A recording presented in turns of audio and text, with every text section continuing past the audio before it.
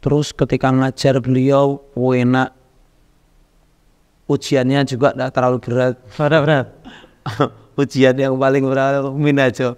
Waktu ujian minhaj itu yang paling berat itu paling masyhur. Maksud Soalnya gampang-gampang. Buahnya tidak umum. Satu halaman full, Cuk. Satu soal tiga soal. tiga anak. Iya. Ma ta'rifu wa ma hukmuha wa ma syurutuha. Masya Allah. Satu pertanyaan itu. Udah. Tapi di matan semua. Matan semua. Mat.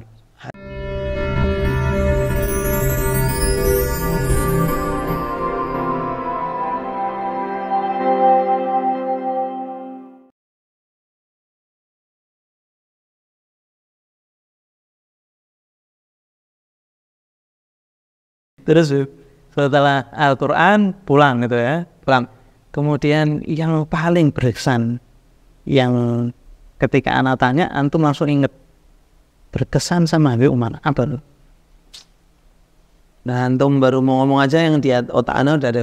Nah, itu yang anu pakai apa? Jadi gini, Beb. Sebelum pulang, hati anak ini ketakutan. Kalau pulang mau ngapain terus? Dan itu anak wajib, anak harus sampaikan ke guru anak. Saya takut pulang. Yang selalu menjadi ibaratnya yang menjadi tolak ukur anak. Kalau anak pulangnya ke Jakarta, di Jakarta banyak ikhwan. Kalau pulangnya ke Surabaya banyak ikhwan. Di Jogja anak wadi. Ke Jakarta sama ke Surabaya kenapa kok antum pikiran Jakarta sama Surabaya? Bukan. Maksudnya kalau orang itu dari Surabaya, ketika dia pulang, ada yang gandeng dia. Ini senior dan junior anak, ini gantikan anak. Nanti kita gini. Dan itu kita lihat toh di mana di Jakarta, Surabaya, Istimewa ini itu kelihatan. Jadi teman-teman ini punya bolo lah, punya kelompok-kelompok yang saling mendukung di dalam. Anak di Jogja dia dan anak ketakutan itu. Terus anak sama siapa? Anak semenjak lulus SD sampai mau pulang, anak tidak pernah intens tinggal di Jogja lebih dari 3 bulan. Jadi tidak ada sohib, tidak punya kenalan siapapun anak di Jogja. Terus anak pulang dan anak ke Jogja. Ngapain anak? Gimana terus caranya? Nah, ketakutan itu yang akhirnya antum tanyakan. Banyak.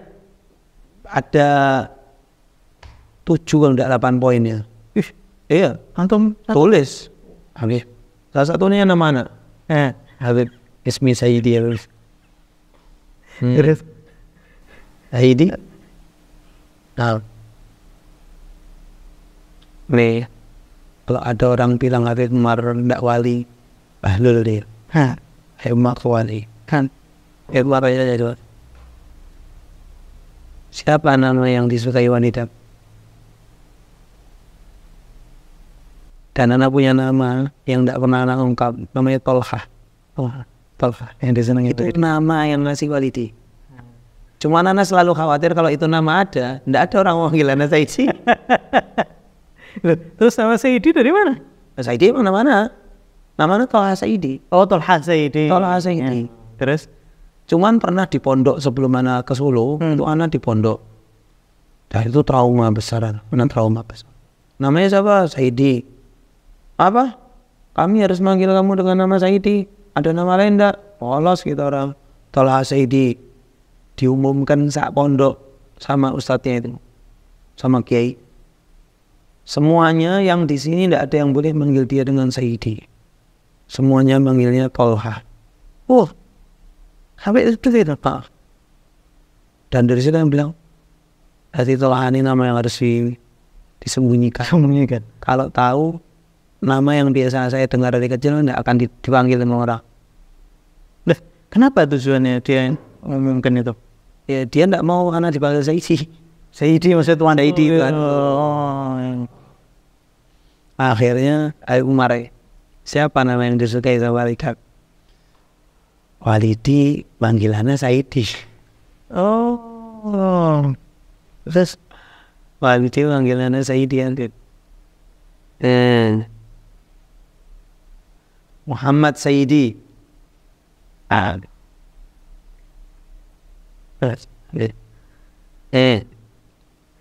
Kakak saya Dadela.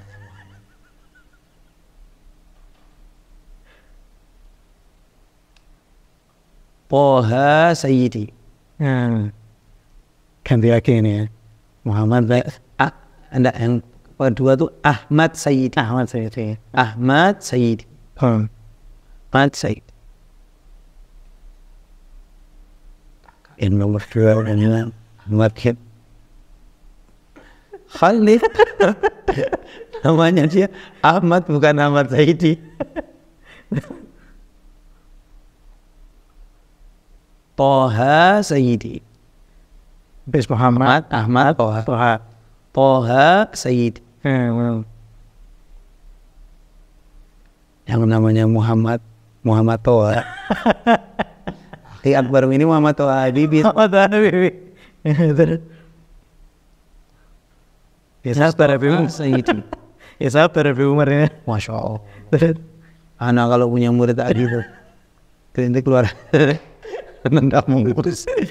Anak udah kasih waktu sama ente. Masya Allah. Makanya ndak bisa mau. Anak selalu anak bilang sama diri anak, mau dunia semua jauhi anak. Habib Umar itu sama anak.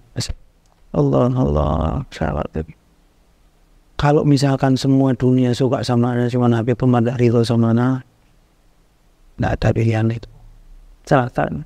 Terus akhirnya selatan. Mustafa Sayyidi. Ente punya saudara yang namanya Mustafa enggak? Lah, alas Mustafa Sayyidi. Subhanallah, Beb. Dengar kalimat Mustafa Sayyidi langsung hop di kalbi. Langsung insyaraf kalbi. Mustafa Sayyidi. Enggak tahu, enak aja dengernya gitu.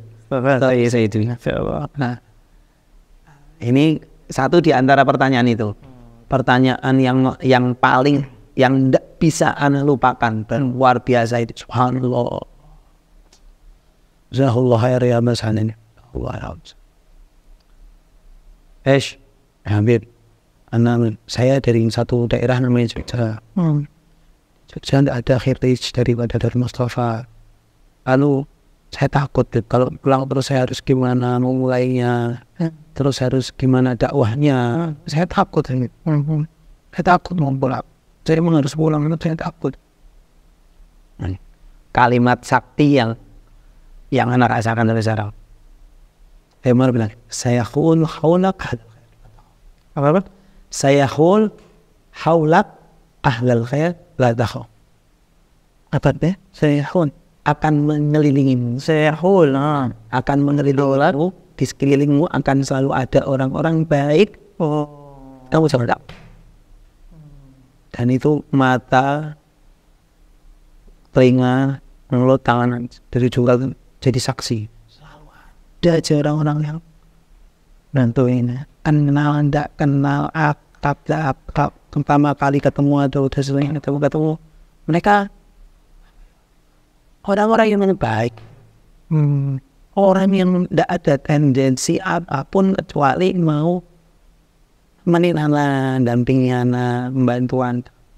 Tidak ada tendensi apapun yang diharapkan dari anak. Apa? Anak juga bukan orang kaya yang terus kalau ketemu orang ngasih duit.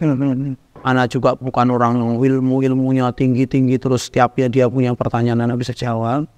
Anak bukan orang yang bisa memberikan dia waktu terus kalau dia punya uang pengen apapun anak turuti. Cuma punya anak sayang sama ente, kita sama-sama umat Nabi. Anak cuma ini itu. Jadi kenal hebatnya anak umat Rasulullah. Rasulullah sayang sama umatnya. Loh, kalau anak mau melanjutkan Rasulullah, anak mengaku keturunan Rasulullah, mau meneruskan Rasulullah, ya saya harus melakukan apa yang dilakukan Rasulullah. Salah satunya ini yang selalu dilakukan Rasulullah, ya sayang banget sama umatnya. Itu harus ada di dalam hati anak. Anak selalu menuntut itu. Ini umat Rasulullah. Sirru fikum. Sirnya Rasulullah, keberkahan Rasulullah ada di umat. Saya haulak ahlal khair. Siap. Langsung ya. Siap. Jawabannya cuma itu. Saya haulak Ahlal khair. ahlal. La takhaf. La takhaf. Itu motivasi betul ya. Wah, itu kayak misalkan walaupun kayak sahabat Nabi yang pedangnya habis, Kasih dikasih pelepah Bismillah langsung jadi pedang yang tidak pernah itu. Kalimat itu anak rasakan betul. Zahiran wa batinan fid dini wa dunyal akhirah. Sampai sekarang nih ada. Sampai sekarang. Nah, jadi kalau yang dekat sama saya di Barak, insyaallah khair. Enggak, cuman itu betul-betul rasakan betul. Jadi antum tanya itu yang ada di sini saya Itu ya. tak tahu. Itu baru 2 poin, Beb. Wah, banyak, Beb. Yang ingat lagi. Jangan. Kosong. Wah, Bagaimana biasa Nggak. itu? Nggak ada. Terus sama lagi, Beb? Ada yang berkesan lagi? banyak. Beb. Selama dicari atau Hal yang berkesan banyak karena waktu itu apa namanya? Ketika mau pulang gitu, oh ini lo harus madep keluar nih. Terus gimana? Akhirnya yang diputuskan Ana yang ngomong sama Beb Umar? sama Ibu Mat. Sebagai wakil doa nih, yang mau pulang. Yang mau pulang. Kesana bacakan ayat ya ayyuhal aziz fasana wa ahluna dur wajibna bi birati musliha khawfilana alaina wa tasdaqana. Terus ya abana astaghfirlana dzunubana inna kunna khati'in. Ana bacakan ayat itu ketika mau pulang hampir lo wah itu anak-anak mendukung. Di mana itu? Di Idarong ya namanya. Idaranya Habib yang di atas. Oh, di atas maktabnya. Udah itu. Akhirnya Umar pun masih pokoknya kalian jaga tata tertib segala kalian seperti tetap di Darul Mustafa, jangan pernah tinggalkan Darul Mustafa. Banyak Allah. Masya Allah. Itu yang pamitan tuh Ahlul Hajj, Ashabul Hajj yang mau pulang setelah haji. Antum sih wakilkan Di antara itu. Antum habis haji langsung pulang atau balik lagi? Tidak lama pulang. Langsung pulang ya? Tidak langsung ke Tarif dulu. Tidak lama pulang. Tidak lama langsung pulang. Bulan Januari awal-awal 2009 Anda pulang. 2000 bahagianya pulang bahagia. Cuman sampai rumah gitu bingung mau ngapain. Bingung ya Dewi. Ada satu perkataan dari orang Ana lupa yang ngomong sama, cuman Ana pegang betul itu waktu itu setelah Ana pulang. Orang itu bilang, kamu mau nggak jadi orang bermanfaat? Mau tak kasih kunjungan. Jangan pernah menolak permintaan siapapun sesuatu yang kamu bisa. Jadi jangan bos. Pokoknya yang bisa ya. Gitu. Yang kau bisa, ya. Janganlah kamu tolak. Jangan. Apapun. Jadi setelah omongan itu, Ana multi. Ana pernah pertama kali mimpin tahlil itu mandek. Habis ini apa? Udah hafal. Belum hafal. Udah buku. Bisa tahlil, bisa. Wong setiap kali tahlil ada ikut. Cuman ternyata yo nervous, grogi di tengah-tengah. Asadnya subhanallah bihamdi terus akhirnya pokoknya itu bapaknya Bisa dulu ya. Kamu bisa enggak kira-kira kamu tanya sama hati kamu bisa, jangan tahu lah, jangan ya itu ada dalam kamu situ. Kalau gitu ya. Jadi misalkan Imam Beb langsung Mas Beb kira Beb ya, nggak ada yang lain ya sudah semuanya. Segala sesuatu di dalam bidang Ana bidang yang Ana pelajari yang sulit kalau sulit itu memang dari dulu Bisa. Berarti bisa. Itu kepengen bisa. Itu dari zaman masih di Solo itu. Kepingin suling. Pengen bisa main suling. Terus karena bisanya? Kelihatannya kalau misalkan main suling ini gini, kalau alat-alat lain susah dibawa. Cuman kalau suling ini ada diselipin di sini, ada dimasukin tas bisa buat hiburan Ana. Dan Ana ketika main suling itu asik, tenang, jatuh. Akhirnya bisanya dari Solo. Dari Solo dari latihan bisa udah di Tarim awalnya enggak main suling Ana. Marawis ya. Terakhir Ana baru main suling. Ana tuh di Tarim itu bagian joget sama Marawisnya. Lama kelamaan backing vokal naik jadi suling. Kan itu waktu kita masuk grup itu masih banyak senior toh. Iya. Senior pulang kita ya ikut naik. Senior. Masya Allah. Ana masih ingat ketika di Marawis itu Habib Mahdi almarhum. Habib Mahdi bin Syahab. Itu kan Marawis. Wah, euforia Marawis memang luar biasa. Ruhnya luar biasa, asyik. Dan yang nonton Habib Abdullah bin Syahab, Habib Sa'ad Ali Terus, Habib Mastur. Kita ini yo seneng ngalah berkah. Pengen dipandang sama ula. Seru pokoknya. Habis makan Marawis Indonesia, wah siap pokoknya siap menghibur lah. Terus kayak itu Habib Mahdi pegang suling sama vokal. Ana tim joget nih. Karena masih joget, masih awal-awalan, pokoknya joget. Nggak ada yang joget, harus joget. Pokoknya harus ada yang joget, mau jungkir balik, mau apa, pokoknya joget. Habis nyukut lama-lama gitu diganti sama ada anak atau diganti, mana tuh saking seru nyopot benik. Nyopot benik kaosnya, bajunya anak tanpa sadar. Itu nyopot? Iya, karena panas. Yuk, terus baju kok tau? Ini apa ya? Saya nggak bayang loh. Anak Dewi ayah Epal tuh nih. Aku mati. Saidi.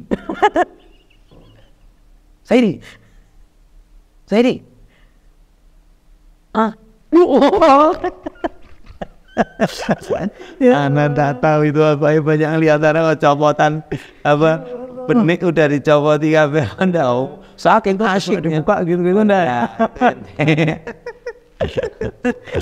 Untung disadarkan.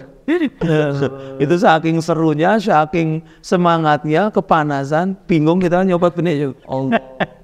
Yang bilangin anak. Mati merah. Insyaallah. Ya luar biasa pengalaman itu Habib. Sarim, tak tarim, insyaallah. Tarim, insyaallah. Kalau guru-guru yang ditarim selain yang di Dewa Mustafa ada kenangan gitu Habib Syahab, website Indonesia sini. Aku sayang cinta Indonesia. Ibu sini. Terus paling menyenangkan sama Habib Abdullah bin Syahab. Jadi subhanallah, Ana bilang tadi Ana sampai tarim kan pas Ramadan.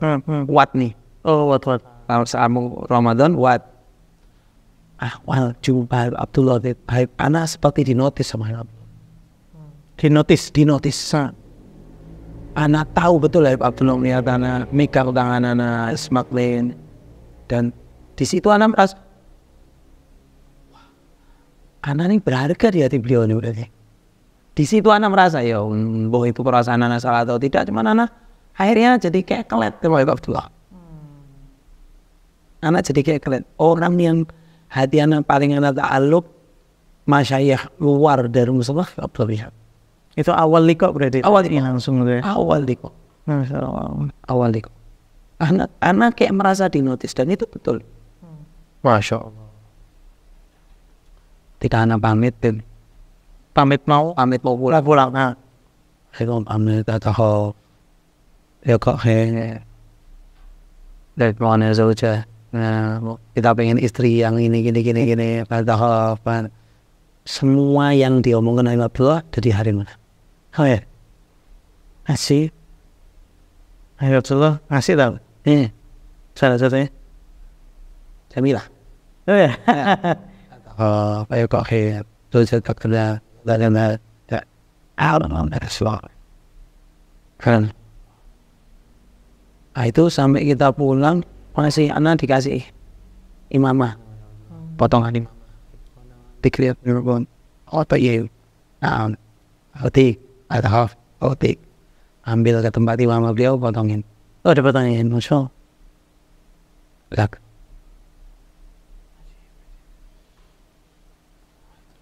Ketika beliau meninggal, sedihnya luar biasa. Alhamdulillah. Dapat darus Yaumul Khamis. Setiap hari Kamis kan ada darus di rumah Habib Abdullah. Kalau kita pulang ya. Tidak mau pulang dari awal, mingguan itu ke sana. Kamis kalau bisa keluar. Yaumul Khamis tuh dari sekian Yaumul Khamis mau sana. Setiap hari Kamis pagi atau siang itu kita ketemu dengan Habib Abdullah. Oh, dapat izin berarti. Dapat izin. Ada sabul dari Syekh Abdullah ada. Sebelum terakhir anak yang jadi musyrifnya. Oh, berarti setelah minhaj antum selesai. Itu dari sebelum minhaj. Pokoknya di dalam Subhana tarik ke sana terus. Kayak Abdullah terus ke Habib Mastur, Basaudan sama rehlah dakwah sering ikut. Rehlah yang Ba'dal Asar ya. yang Ba'dal Yaumul Jum'ah. Ba'dal Ghada sampai sebelum maghrib itu. Bukan kemis ya? Nginep sehari? Enggak nginep.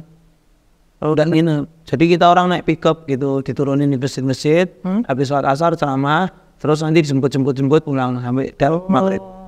Kita kalau nggak salah nginep sehari. Enggak, kalau ini enggak nginep. Anak sering ikut itu. Sering. Ceramah berarti di masjid-masjid. Oh itu pernah. Lagi di Masjid Wahabin. Anak sama Syekh Abdullah Sya'wah. Abdullah Sya'wah. Berarti nanti kamu yang ceramah sendiri. Siap ya. Orang mau ke mana? Masya Allah. Itu dari baru pertama kali masuk ke itu masjid. Itu kayak kita orang dikucilkan. Iya men, welcome sama kita, muadzin sama imam no. Yang lainnya sinis gitu. Ada anak-anak mau ngomong kita, anak berhenti. Ngomong tidak jelas gitu. Syabdul Syawat jalan terus. Ya Sayyidi, mari kamu. Syekh. Kalau kamu mau dakwah, salah satu kuncinya jangan terlalu banyak dengerin omongan orang. Syibas. Asik. Terus duduk di sofa pertama belakang ini sholat baru sak masjid itu tinggal muadzin sama orang tua yang dua atau tiga orang itu berdiri ya anak akhir jam kata tetap sudah bicara nanti niat keluar dari dalam musola buat apa kan nggak alam nggak ada orang berada di masjid. Imam, khatib, sama syekh. Imam, muadzin, sama ada dua orang tua, syekh. 5 orang tak. Yang ini yang tadinya sholat itu udah bubar di luar. Bubar semuanya. Ternyata betul di situ api. Dan ketika kita luar tuh, diadekin anak-anak ingat atau Rasulullah. Ketika keluar dari Taif itu digitukan, Allahumma pas itu kita tidak dilemparin batu aja. Anak-anak ya Salafi ya Sunni gitu. Oh iya stahzi ya nih. Kita orang ada di depan duduk udah jauh dari masjid mereka tidak ngikutin. Ente ambil hikmah dari anak. Kalau ente mau dakwah jangan terlalu dengerin omongan orang. Ada ceramah itu. Araf Jazakallah. Masuk mobil pulang dari Asik. 5 menit, 10 menit gitu. Oh itu ya 10 menit 15 menit lah. Oh ya tak alam betul ya. Alam betulan. Mikrofon luar. Iya. Nggak tahu ya kalau mikrofon luar apa enggaknya. Yang penting kan itu ceramah. Mana orang-orang itu pada bubar. Subhanallah. Ada raksya lagi nih. Cuman cukup kayaknya panjang ini udah lama ini. Salah 3 nih. Hah? Masya Allah. Sahur habis ini. Jazakumullah khair Habib. Wah ini harus ada part berikutnya nih Beb. Jazakumullah khair Habib. Jazakumullah khair kadzalika Ibana Abdurrahman. Terakhir pesan untuk santri-santri yang mau berangkat ke Tarim. Nah, kepada semua teman-teman yang kalau mau berangkat ke Tarim itu merupakan kota yang luar biasa keberkahannya. Tarim itu pada zaman siapapun tidak luput dari banyaknya berkahnya ilmu dan berkahnya orang soleh. Jadi kalau siapapun Anda mau ke Tarim, jaga niat, jaga masyhad. Niat itu merupakan tujuanmu untuk ke sana apa.